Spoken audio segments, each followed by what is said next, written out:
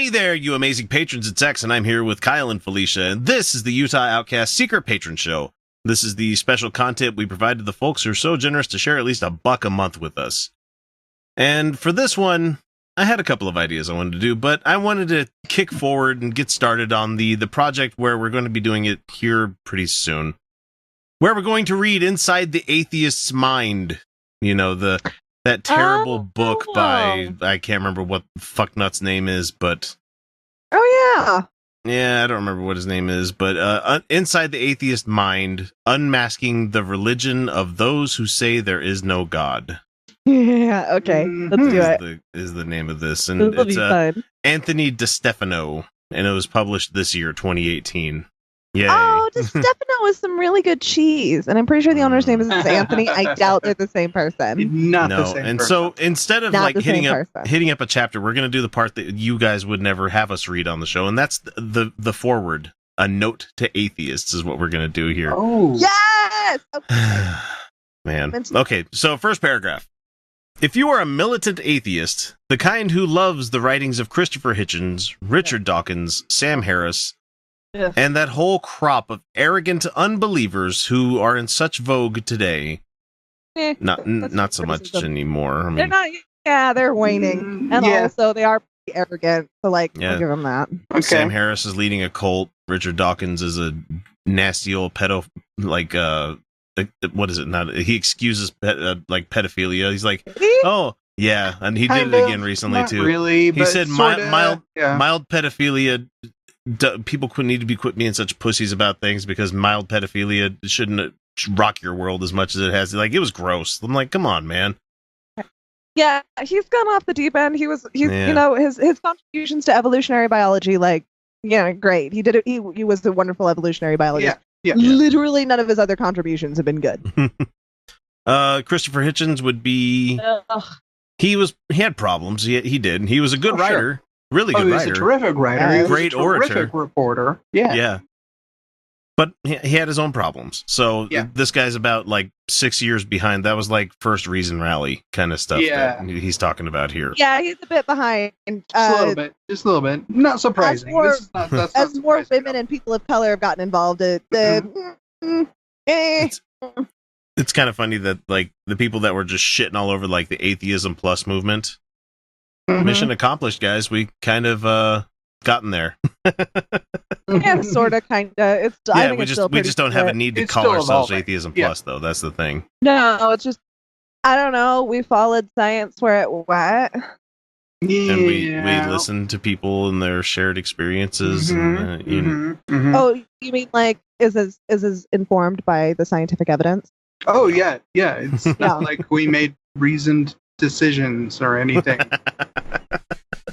Okay, he says, please note that this book is not written for you. Okay, game over. We can pull the cord. Then who's it done.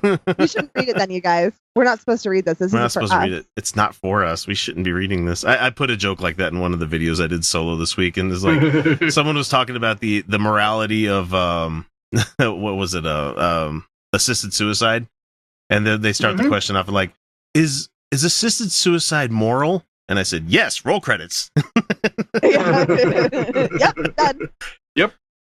And it says here, my purpose is not to convince you to believe in God or to prove God's existence in any way. Cool. Good. Okay. So we're just... What is your purpose then? This confuses me. For believers to feel smug. Oh. To kind of like talk shit. That's about all this book is, as I've been reading. Reaffirm biases, confirmation biases. Yeah. Okay. Yeah. Apply apologetics that he's applying completely wrong. He's like, just because scientist A was a Christian means that all scientists were Christians, kind of thing. And that's only because I've read the first 2 chapters of this, and I'm like, ugh, I've already highlighted so much that we're gonna have to be. Oh, it's bad. Let's see. My purpose is not to go. Oh, he already said that. There are hundreds of books on the market that do that already. No, this book is not for you. It's about you. It's about all of those wonderfully deceptive, malicious, ignorant, cowardly, and hateful things you say and do on a regular basis.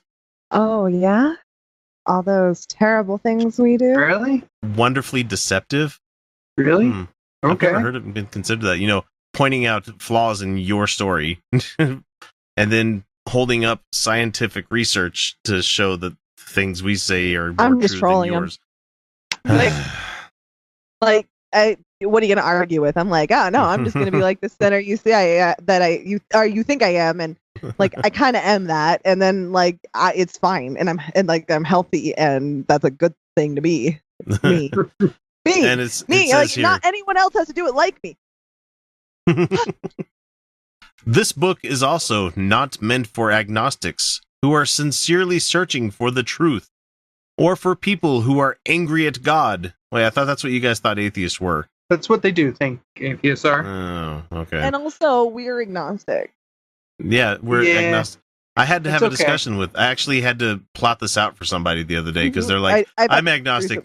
I'm agnostic," and I'm like, "What does that mean?" Like, well, I don't have enough evidence to make a decision about whether there being a God or not. I'm like, that means you're an atheist. Yeah. Like, what? So you What? don't have an active belief, therefore you're I'm an like, yeah. atheism is the belief claim. Gnosticism is the knowledge claim. You know? Yep. Yeah. So I explain this to theists all the time, right? Like, I'm like, do you know there is a God? They're like, because most of the time I'm having this conversation, they don't, right? Yeah, of course. They don't know. They'll admit they're like, I could be wrong. But they believe. They don't know, but they believe. Yeah. I'm like, I'm the same way. I don't know, but I don't believe. Got it? Got it? Until evidence is proven or provided to me, and if there was a God, they would know exactly what it would take. I have yet to be presented with enough evidence as to allay my doubt. I haven't even been presented with a reasonable argument enough. I'm sorry. That too. I will take a reasonable argument. Oh, that'd be a fun one to start with. Yeah. Let's see. Okay, so people who are angry at God because of some terrible suffering they have endured. That's the whole plot of God's Not Dead, the first one. Again, there are many good resources that attempt to help people who are honestly struggling with their faith. Yeah, suffering to lead is them inherent, back into, though. Like, yeah. and people who are suffering more, you know, the homeless, the oppressed, they tend to have higher rates of belief. Yeah. It's no wonder that religiosity has to do is like directly related to income. You know, so the poorer that America is becoming, seems to be they're becoming more Bible clinging, gun clinging. What was it that fucking I can't remember what she said. Not Sarah. Oh, the Yosemite Sam thing. Yeah, where she's like bitter clinging gun. Yeah. Can't remember what it was. I know, yeah. Sarah Palin. Sorry, yes, there we go. Yeah, Yosemite Sam. Yeah, that's funny. Let's see. It says, no, the focus of this book is on those obnoxious and aggressive, quote, new atheists, unquote, who not only reject God, but also wish to evangelize the whole world with their gospel of nothingness. And he has it capitalized, gospel of nothingness. Really? Okay, I haven't read that book, but it sounds like it's ironic if it's written. Here's a book that we want you to read that teaches you not to believe in anything. Be like, okay, so is it blank pages? I mean, yeah, it's the gospel of nothingness. If there's anything in it, it's ironic. It's the entire script of the Neverending Story. That's what it is. Except the ending, because that ending's bullshit. I don't remember. The horse thing was so traumatizing. Yeah. That's all it is. It's just the horse scene over and over again. It just repeats. Artax. Also, and I'm pretty sure I said this on the show. The horse did not die. I'm pretty sure I read the rumor that it did. The horse did not die. There wasn't the accident. Everyone was fine. Everyone was fine. It came back. The horse came back. All of Fantasia is left in my hands. All I need is for you to say my name. I don't think this movie would hold up as well as my childhood thinks it did. No. Go back and watch it. It's creepy as shit. It's still charming. It's still charming. It's fine. But at the same time, you're like in 2000-ish times, like if a kid goes missing from a classroom like that, they'd find him pretty quickly. They keep pretty good track of their prisoners these days. Anyway, let's see. in the opinion of this writer, I guess we are paying him for his opinion. I got this book for $1 on Kindle, so nice. it's not, too many books written in response to the pseudo-intellectual blowhards have been altogether too nice.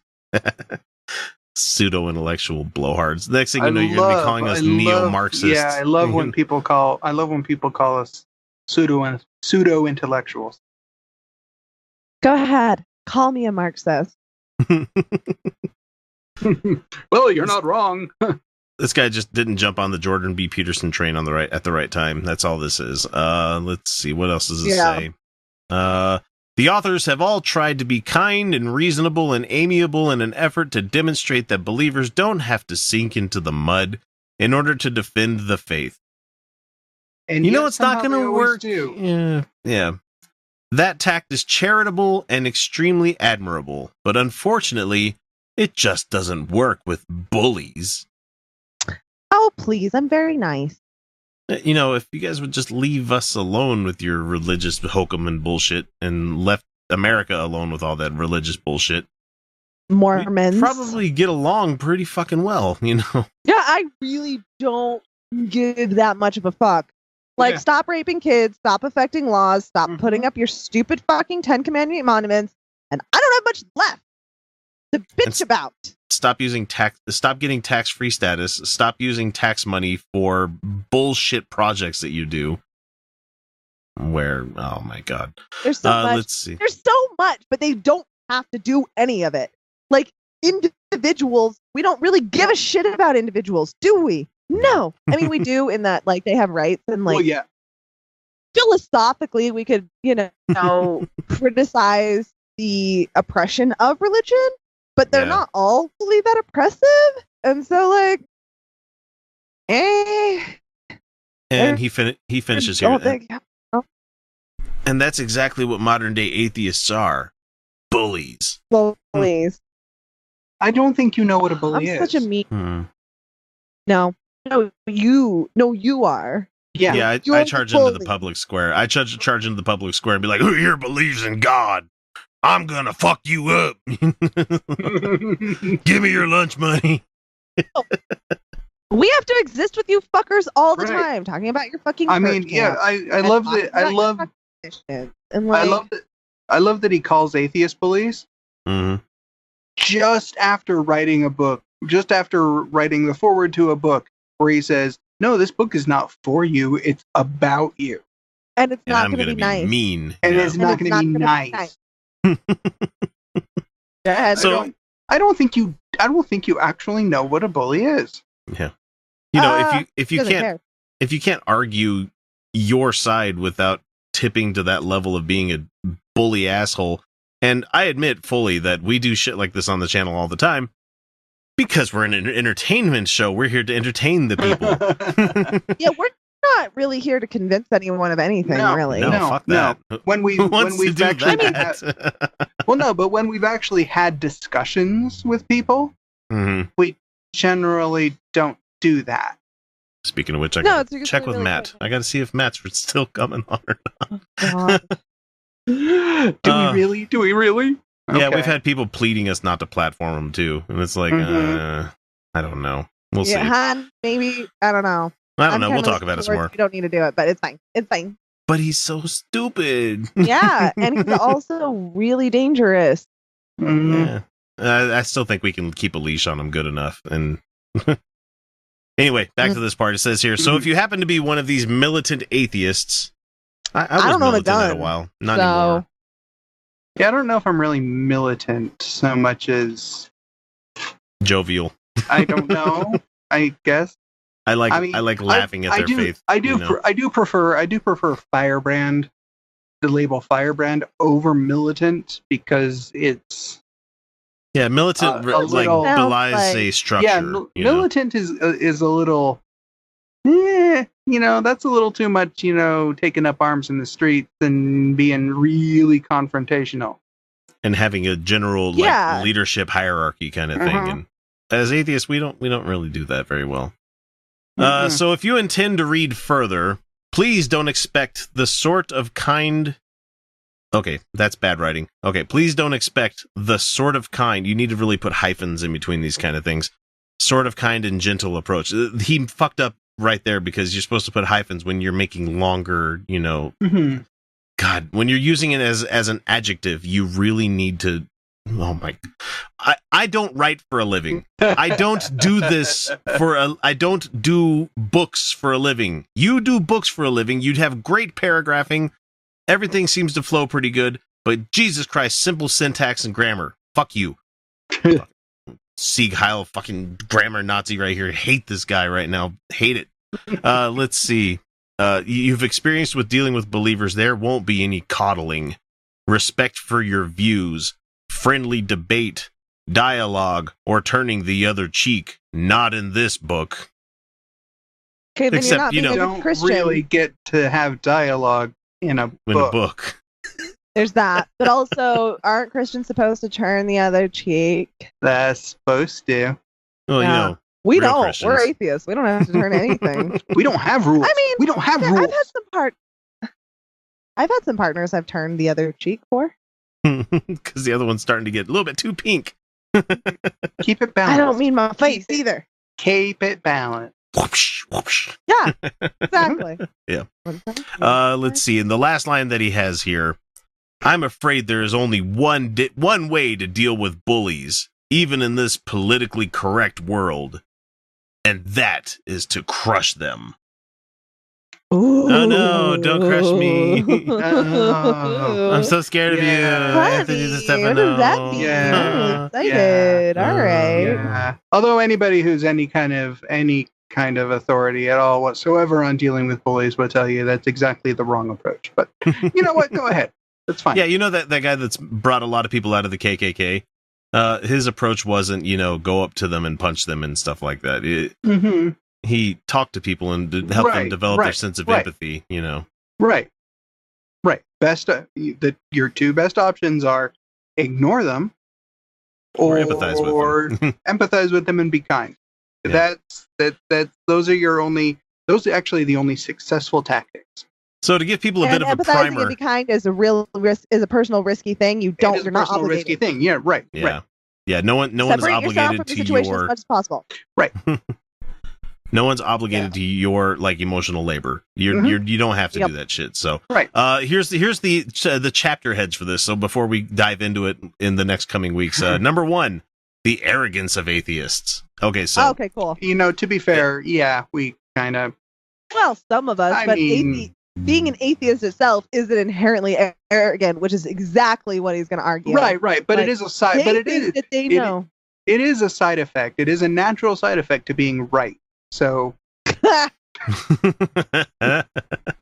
Let's see. There's the ignorance of the atheists. Yes, I've met a lot of ignorant atheists. There's some that still believe in ghosts and stuff too. It's like ignorance is problematic all over the place. You're never going to escape it.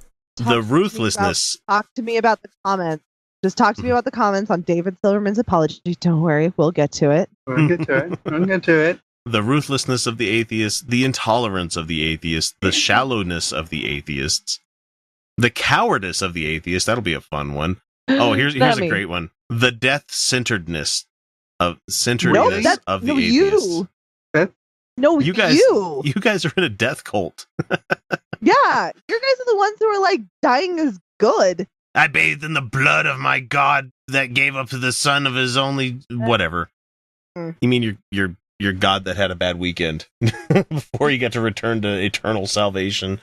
I knew he was gonna. Yeah, there was no gamble in it for him at all. So okay, the faithfulness of the atheists, the malevolence of the atheists.